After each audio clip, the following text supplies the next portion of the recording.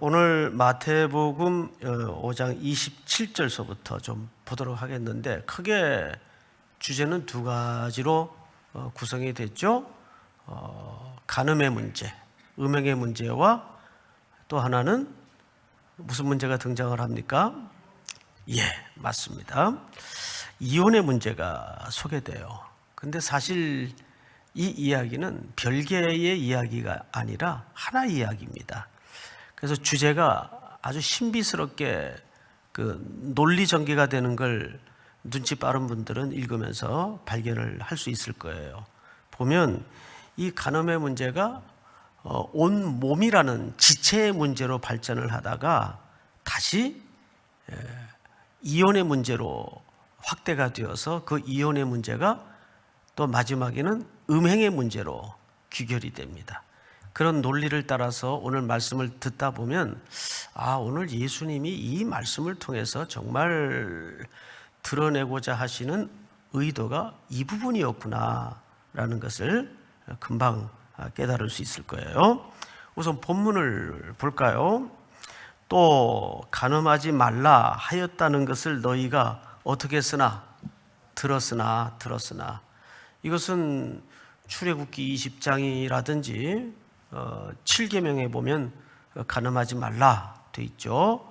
또 신명기 5장에도 10계명이 다시 등장을 하면서 이 부분을 재차 강조하고 확인합니다.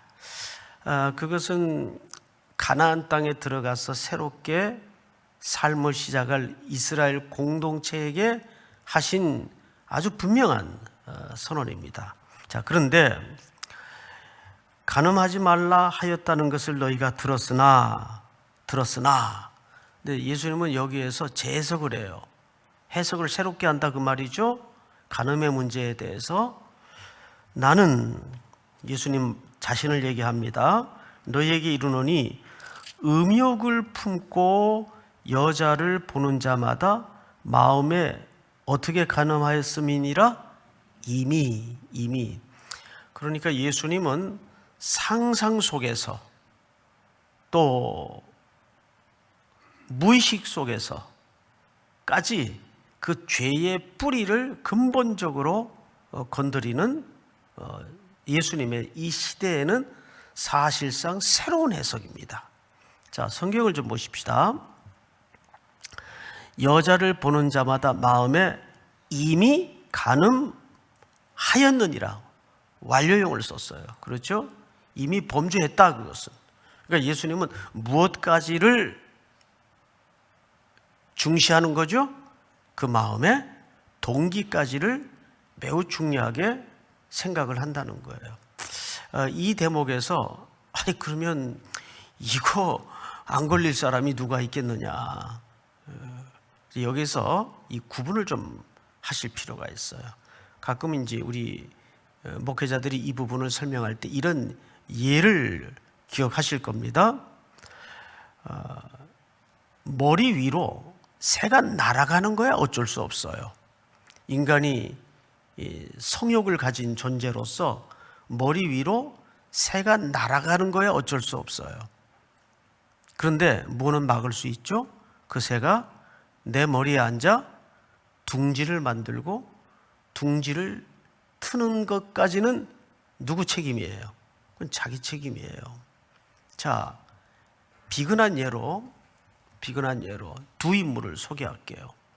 다윗이 옥상을 거닐다가 나신으로 목욕하는 한 여인을 주시하게 돼요.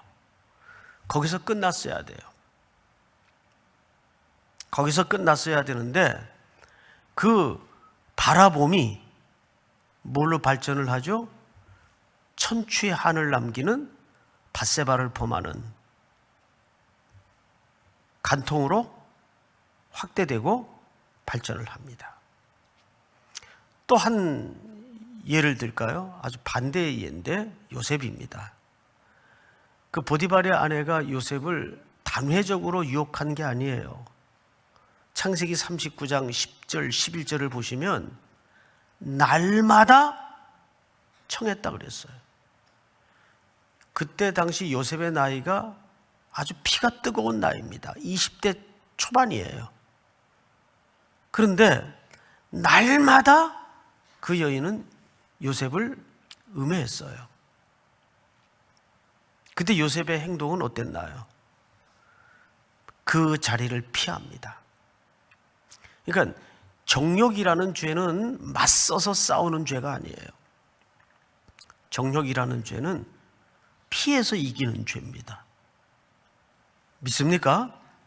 다시요. 정욕이라는 죄는 맞서서 나야 내가 지금 예수 믿은 세월이 몇 년인데 이까지 유혹에 천만의 말씀 만만의 콩떡이에요.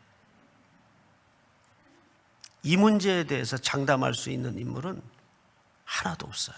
왜? 우리는 본성이 기본적으로 타락한 존재이기 때문에 자기 자신을 확신하거나 믿는 것만큼 교만한 태도는 없어요. 그래서 예수님이 여기서 지적한 음욕의 죄는 맞서서 이기는 죄가 아니고 뭐 하는 죄다? 피해서 이기는 죄예요. 보디발은 피하다가 옷을 떨구는 바람에 옥살이까지 하잖아요. 그거 각오해야 돼요. 이 불같은 시험이 거듭 반복될 때 그걸 어떻게 이기겠습니까? 이기지 못해요. 피하는 수밖에 없어요. 그래서 이 보는 죄가, 모든 죄는 보는 것으로부터 시작이 됩니다. 뭘 보느냐?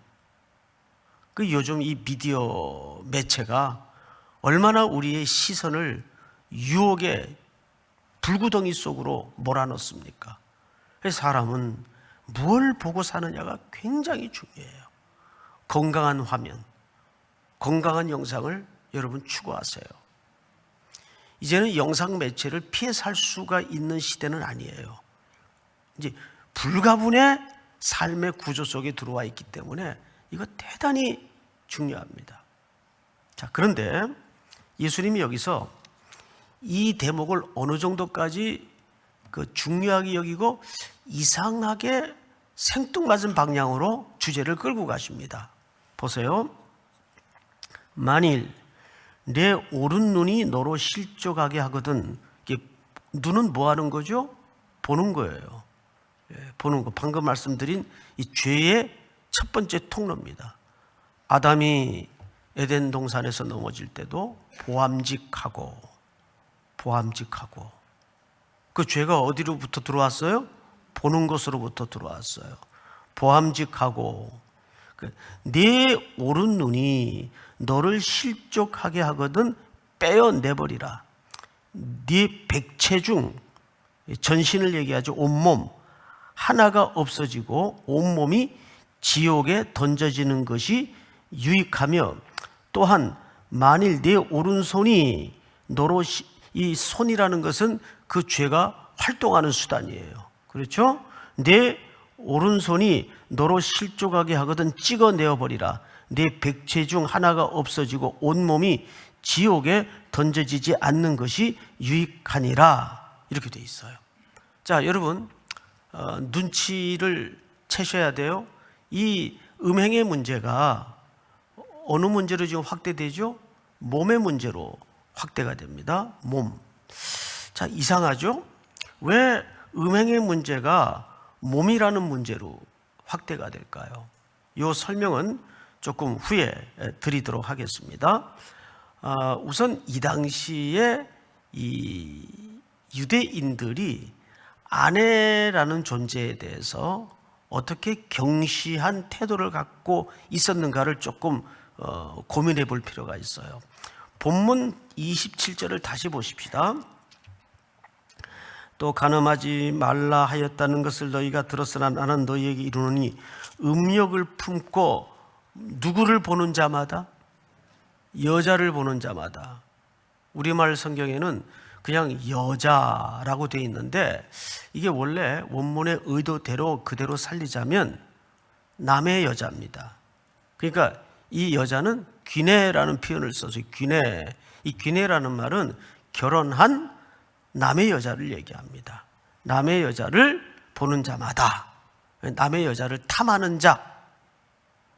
그래서 이 죄는 두 가지 계명이 벌써 7계명하고 또 하나는 탐하는 죄, 10계명이 동시에 걸려드는 범죄를 얘기합니다.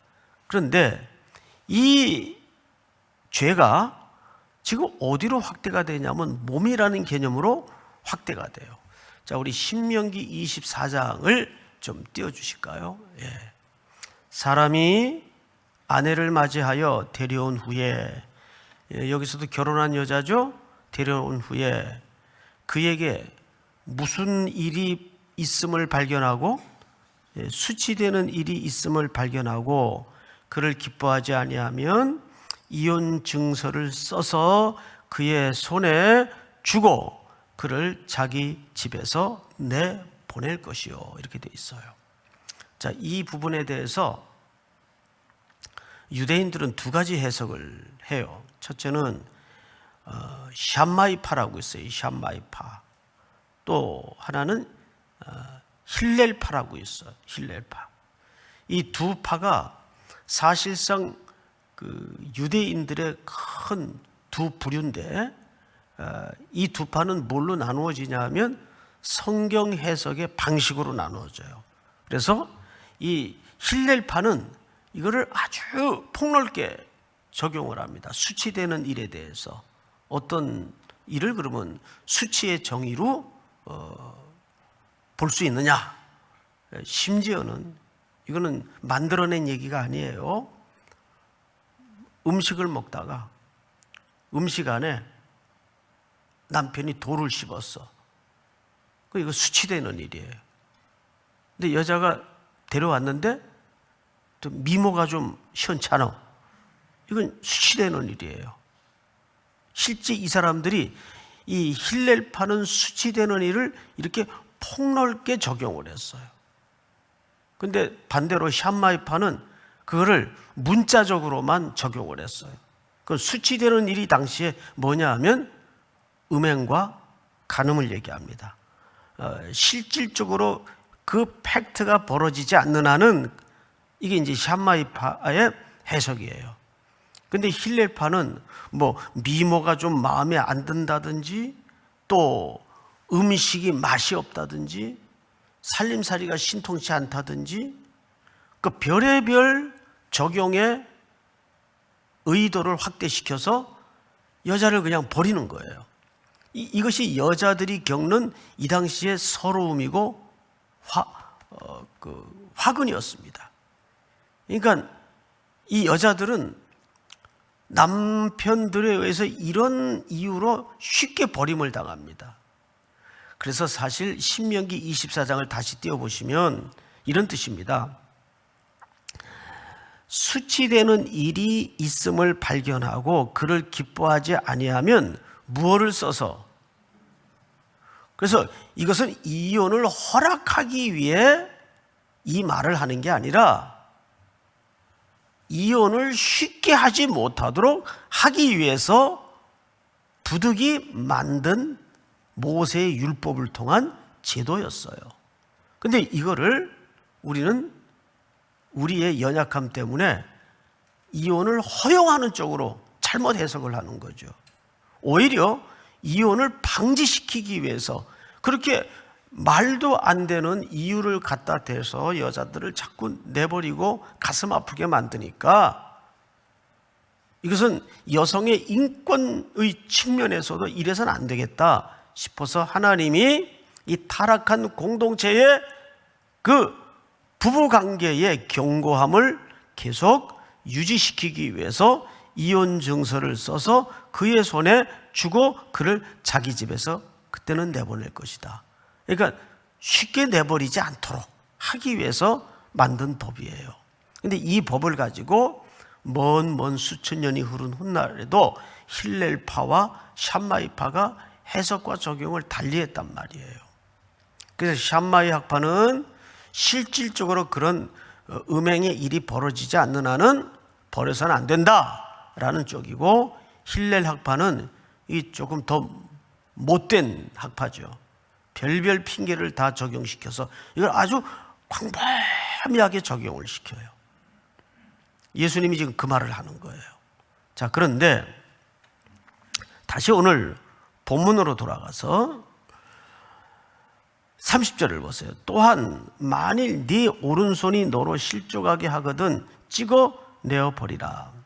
여러분, 이제 본론을 말씀을 드리겠습니다. 이 간음과 음행의 문제가 왜 몸이라는 비유로 전이가 되고 확대가 됐을까요? 여기 결혼이라는, 가정이라는 놀라운 신비의 원리가 담겨져 있기 때문입니다. 자, 그 부분을 우리 마태복음 19장에서 한번 조금 확인을 해봅시다. 바리새인들이 예수께 나와 그를 시험하여 이르되 사람이 어떤 이유가 있으면 그 아내를 버리는 것이 옳습니까? 그러니까 이것은 예수님을 넘어뜨리기 위해서 이제 질문을 한 거예요. 자, 예수님 대답을 보십시다. 시작. 예수께서 대답하여 이르시되 사람을 지으신 이가 본래 그들을 남자와 여자로 지으시고. 자, 잘 보세요. 사람을 지으신 이가, 창조주 하나님을 얘기하죠. 본래 부부를 뭘로 지었어요? 남자와 여자로 지으시고, 부부는 남자와 여자가 결혼을 하는 겁니다. 사람과 사람이 결혼을 하는 게 아니에요. 미국의 PCUSA라는 교단이 있어요. 이 교단에서 이 법을 자꾸 어떻게 바꾸냐면 사람과 사람이 결혼을 하는 문구로 그 글자 하나 차이인데 그걸 자꾸 바꾸려고 해요. 그래서 이미 바꿨을 거예요. 지금 그 시도했던 때가 오래전이니까. 우리나라도 지금 그런 시도가 있지 않습니까? 지금 이런 설교도 이제 앞으로 헌법에 걸리는 세월이 올 수 있어요. 올 수 있어요. 그런 세월이 와도 성경의 진리가 우선이니까 계속 말을 할 겁니다. 그때 되면 아마 은퇴해 있을 거예요. 예. 뭐가 겁나겠어요? 예. 자, 예수께서 대답하여 이르시되 사람을 지으시니가 본래 그들을 남자와 여자로 지으시고. 다음 절 보십시다. 시작. 말씀하시기를 그러므로 사람이 그 부모를 떠나서 아내에게 합하여 그 둘이 한 몸이 될지니라 하신 것을. 잘 보세요. 그 부모를 떠나서 아내에게 합하여 그 둘이 뭐가 될지니라. 한 몸. 한 몸이라는 개념을 머릿속에 입력하세요. 분명히 남자와 여자를 창조하시고 남자와 여자를 뭐 하셨다고? 부부로 한 몸이 되게 하셨다고요. 여러분, 이 사실을 믿습니까? 동의하십니까? 예. 여기에 이론이 있어서는 안 돼요. 자, 그런데 여기 한 몸을 유독 강조합니다. 다음 절. 그런즉 이제 둘이 아니요 또 무엇이니? 한 몸이니. 그러므로 하나님이 짝지어 주신 것을 사람이 나누지 못할지니라. 자, 여러분 잘 보세요. 이 대목은 제가 결혼 주례를 할 때마다 반드시 서약 끝에 넣는 문구입니다. 하나님이 짝지어 주신 것을 누가 나누지 못한다고요? 사람이 나누지 못합니다. 왜? 한 몸이 되었기 때문에. 자, 다음 절 보십시다. 여짜오되 그러면 어찌하여 모세는 이혼 증서를 주어서 버리라 명하였나이까? 물었던 바리새인들이 제 질문을 하는 거예요. 다음 절 시작. 예수께서 이르시되 모세가 너희 마음의 완악함 때문에 아내 버림을 허락하였거니와 본래는 그렇지 아니하니라. 본래는 그렇지 아니하니라. 방금 제가 신명기 24장 그 수치되는 일에 대한 이혼 증서를 써서 버리도록 해라라는 말에 그 원래 그 법의 의도를 설명을 지금 누가 하고 있어요? 예수님이 다시 확인하고 있단 말이에요. 그럼 예수님이 여기서 철저하게 강조하는 건 뭐죠? 한 몸이에요. 원 바디, 한 몸이에요. 그럼 이 한 몸이 왜 그렇게 중요한가? 놀랍게도 이 한 몸의 중요성을 훗날 사도 바울이 에베소서에서 놀라운 신비로 풀어내요. 에베소서 5장을 한번 들어가 보십시다. 본문이 좀 길지만 끝까지 다 교독을 할 겁니다. 아내들이여 자기 남편에게 복종하기를 주께 하듯 하라. 이는 남편이 아내의 머리됨이 그리스도께서 뭐의 머리됨과 같음이라. 교회의 머리됨과 같음이니 그가 바로 뭐의 구주시니라. 여기 몸이 등장을 하죠. 한 몸. 그러면 예수님이 지금 우리와 어떤 상태예요? 한 몸이에요. 한 몸. 그래서 그분을 신랑이라고 하고 우리는 그분의 지체, 신부라는 개념으로 들어오잖아요. 다음 절. 그러므로 교회가 그리스도에게 하듯 아내들도 범사에 자기 남편에게 복종할지니라. 여기까지만 읽으면 안 된단 말이에요. 그런데 목사님들이 꼭 여기까지만 읽어주죠. 다음 절. 남편들아, 아내 사랑하기를 그리스도께서 교회를 사랑하시고 그 교회를 위하여 뭘 주신 같이 하라? 이건 더 센 요구예요. 그러니까 신부의 심볼은 교회예요. 그러면 남자의 상징은 구주의 상징을 맡았단 말이에요. 이걸 오롯이 드러내고 연습하고 훈련하고 함께하는 삶이 무슨 삶이죠? 부부의 세계예요. 믿습니까? 이게 부부의 세계예요. 그래서 이 부부의 세계에서 가장 강조하는 것은 원바디, 한 몸이란 말이에요. 이건 예수님께서 아예 절대 이건 사람이 나눌 수 없다. 이건 원칙이 아니에요. 원리예요. 창조의 원리란 말이에요.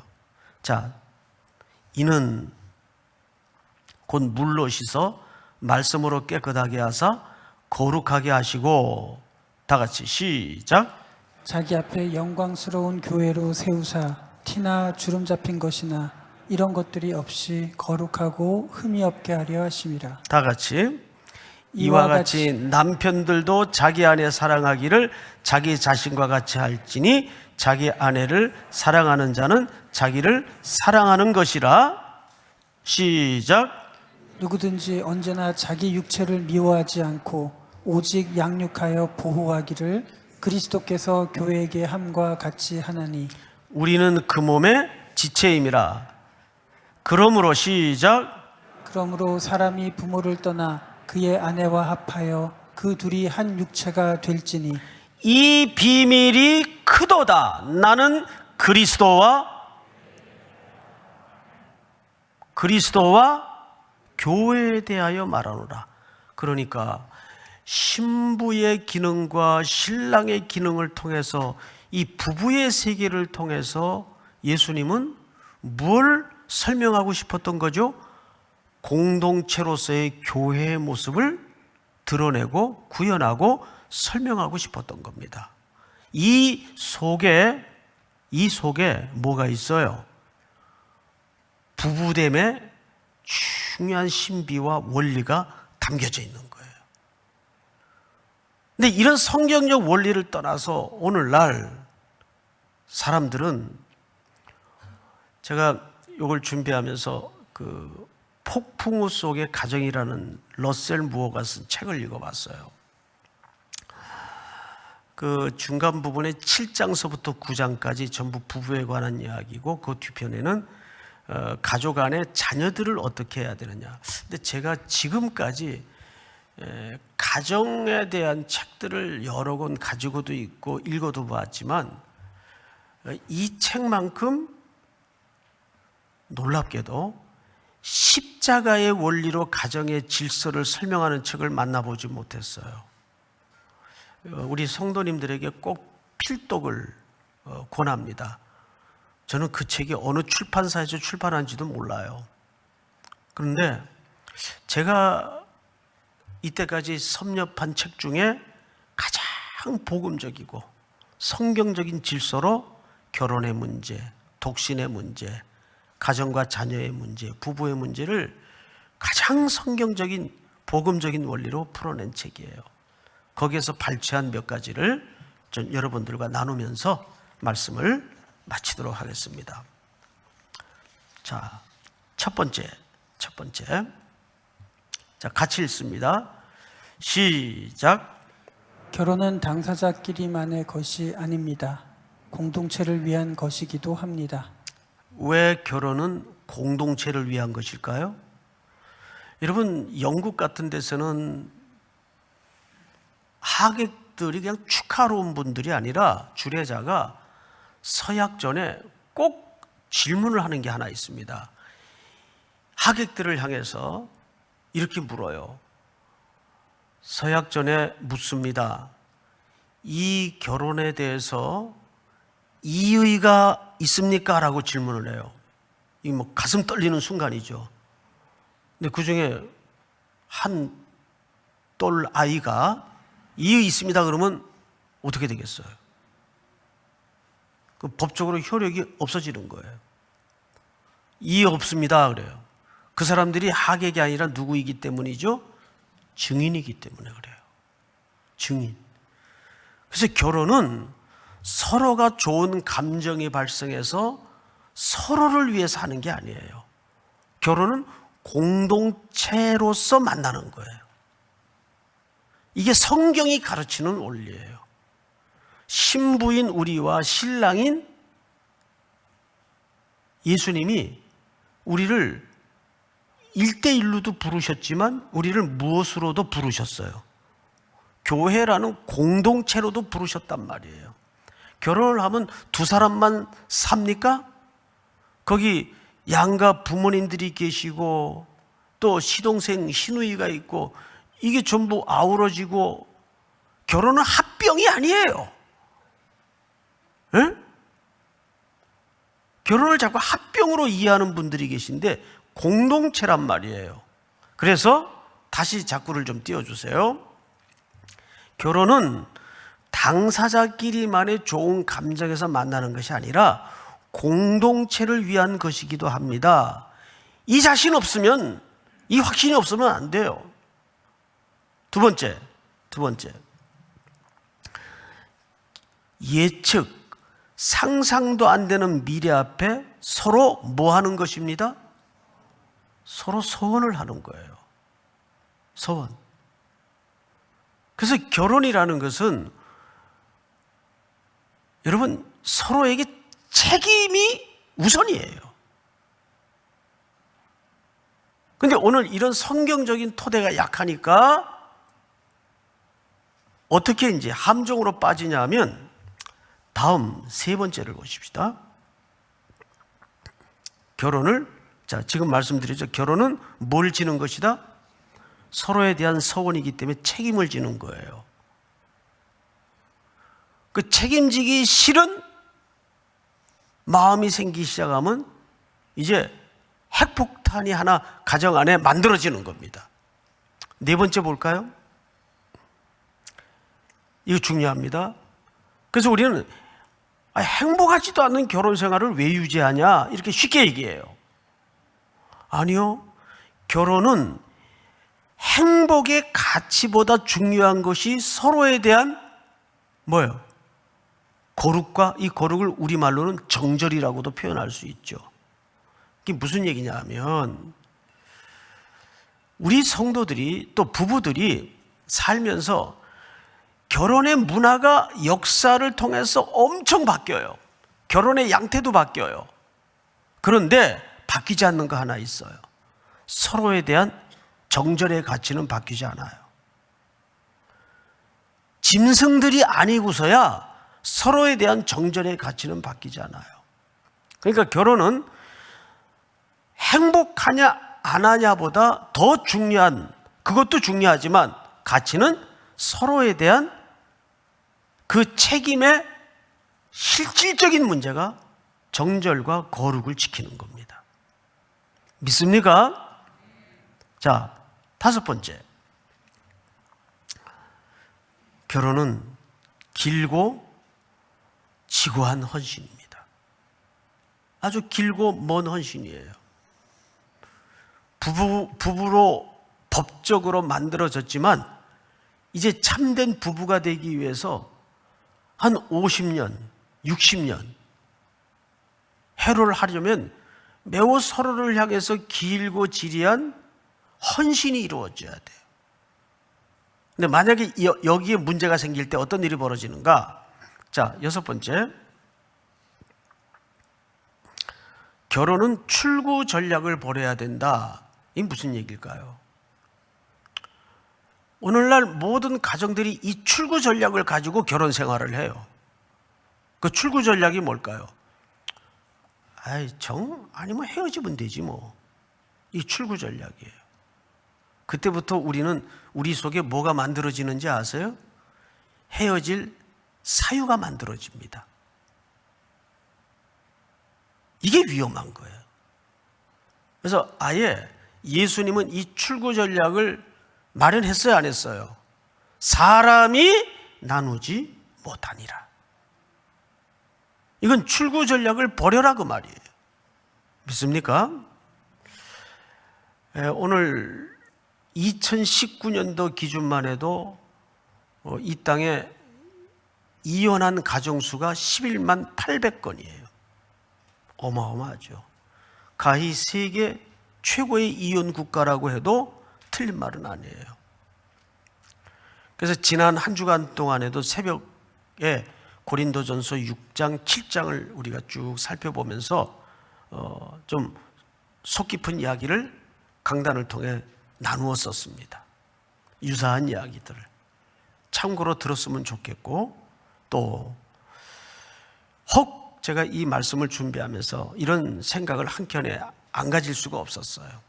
이미 폭풍우를 지나 상처와 아픔을 당한 가정들이 많아요.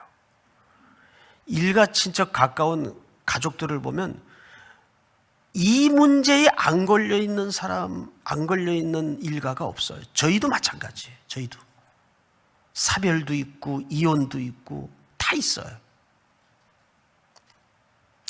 그래서 우리는 어떻게 해야 될 것인가? 이러한 것을 막으려면 어떻게 해야 될 것인가? 첫째도 둘째도 셋째도 이 방법 외에는 없어요. 제가 한 남자를 소개하겠습니다. 이 남자의 이니셜만 소개를 할게요. 제이라는 남자입니다. 제이. 이 제이에게는 치매가 걸린 아내가 있었어요. 부인은 남편을 알아보지도 못해요. 그리고 이 아내는 기억상실증에 걸려있는 치매입니다. 심지어 자기가 누구의 아내인지도 몰라요. 그리고 그의 옛 방탕한 삶으로 그 아내는 돌아가 버렸어요. 매일 방탕과 찌든 삶에 해가 뜨고 해가 집니다. 근데 이 제이라는 남자는 그 여자를 버리지도 떠나지도 않았습니다. 해골골짜기 사망의 음침한 계곡까지도 목숨을 불사하고 아내를 찾아서 길을 떠났습니다. 그리고 그렇게 험로를 전전하다가 그 제이라는 남자는 갈보리 언덕 십자가에서 죽으셨어요.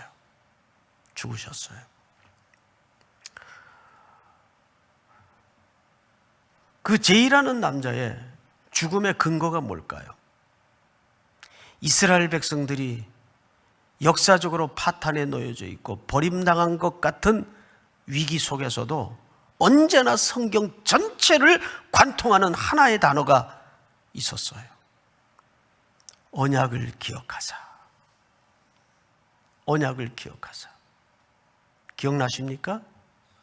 이스라엘 백성들이 430년을 신음과 고통에 부르짖을 때 하나님께서는 아브라함과 이삭과 야곱에게 하신 언약을 기억하사. 이 기억함에서부터 폭풍 속의 가정들은 회복의 실마리를, 희망을 볼 수가 있는 겁니다. 믿습니까? 오늘 이 땅의 모든 가정이 가히 폭풍 속에 있다 해도 틀린 말이 아니에요. 그러나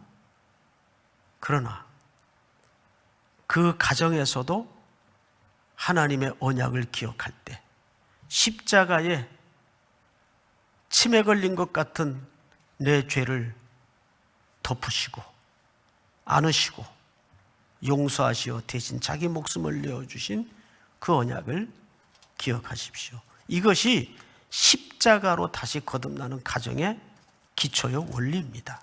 믿습니까? 우리 시간 다 같이 일어나셔서 아까 우리 세 형제자매가 특송했던 찬양을 같이 하도록 하겠습니다. 한숨으로 가득 메워진 오늘 우리의 가정들이 다시 한번 소망의 노래로 바뀌는 은혜를 주시옵소서 하는 고백을 담아서